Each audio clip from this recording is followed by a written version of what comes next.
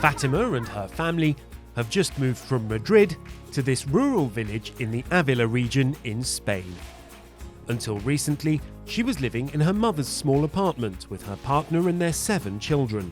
La verdad es que teníamos tantos líos en la cabeza, solo pensábamos en comer el día siguiente, ¿sabes? Para pensar solo pensaba en comer al día siguiente, no pensaba en ir a otro lado.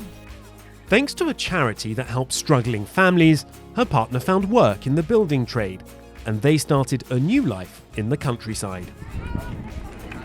La verdad es que aquí te sientes libre, ¿sabes?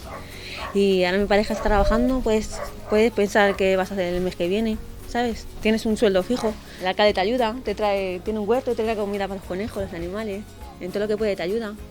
Spain, like the rest of the EU, is facing major demographic shifts. Cities are growing more crowded, putting a strain on infrastructure like schools and hospitals, while rural areas are depopulating. This poses challenges, but also brings opportunities, as Fatima's story illustrates.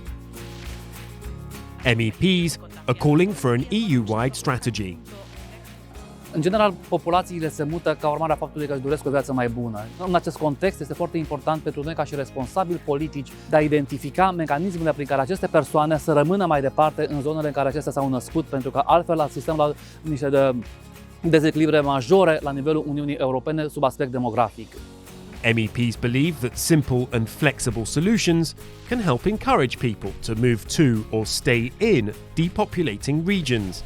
This could be as simple as improving high-speed internet access, better public transport, or easier access to healthcare.